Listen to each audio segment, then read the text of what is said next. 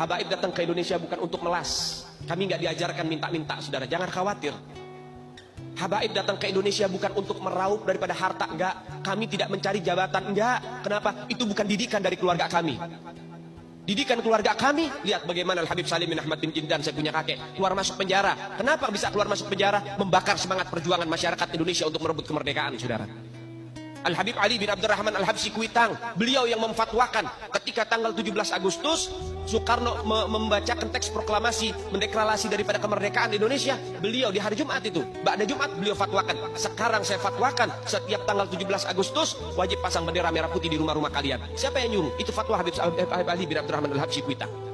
Bendera merah putih, siapa yang memberikan instruksi kepada Bung Karno untuk membuat bendera merah putih sebagai bendera Indonesia? Itu adalah fatwa Al-Habib Idrus bin Salim Al-Jufri Palu Al-Khairat. Lambang negara Garuda, siapa yang buat? Al-Habib Asy-Syarif Hamid Al-Gadri dari Pontianak, keluarga baginda Nabi Muhammad. Lagu 17 Agustus, Pramuka, lagu syukur, siapa yang buat? Al-Habib Husin Al-Mutahhar dari Semarang, dzurriyyat baginda Nabi Muhammad. Jadi Anda jangan berpikir, ini habaib di Indonesia jasanya apa? Banyak, itu yang baru kecatat. Itu yang baru ketahuan. Masih banyak lagi daripada keluarga Nabi Muhammad yang tidak mau masuk buku karena perjuangannya ikhlas karena Allah dan Rasul. Banyak, saudara. Siapa Imam Bonjol? Semua pasti bilang pahlawan. Betul apa enggak? Imam Bonjol pahlawan Indonesia bukan? Pahlawan nasional bukan?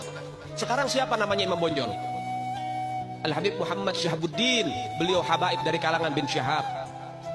Imam Bonjol itu bin Syahab, masih daripada kakeknya Habib Rizik, saudara sekalian. Itu keluarga daripada Nabi Muhammad, keturunan Sayyiduna Muhammad.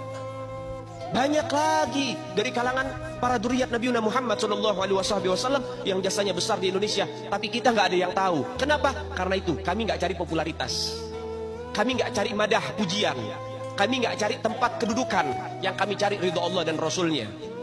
Sehingga hal ini perlu diungkap, saudara sekalian. Bagaimana keluarga Nabi Muhammad jasanya besar, dan umat ini harus dihubungkan kembali dan dieratkan kembali kepada keluarga baginda Nabi Muhammad. Ini akhir zaman, kita semua melihat kok bagaimana gencar-gencarnya di media sosial upaya untuk supaya memisahkan umat Islam dengan keluarga baginda Nabi Muhammad. Upaya keras supaya habaib dibenci ada di Indonesia. Mulai Habib dengan kiai diadu, Habib dengan ustadz diadu. Mulai ada hal-hal semacam itu. Apa? Dendam politik, saudara. Gak keluar dari situ.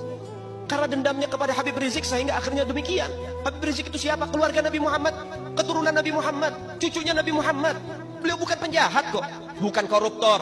Beliau nggak pernah bawa lari uang rakyat. Beliau nggak pernah ngerugiin negara. Beliau tidak pernah mencemarkan nama baik negara. Beliau itu bukan penjahat, saudara. Bukan penjahat. Apa masalahnya dia?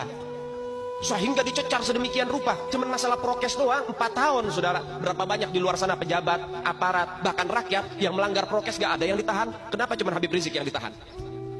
Ini upaya untuk supaya umat Islam benci terhadap keluarga baginda Nabi Muhammad.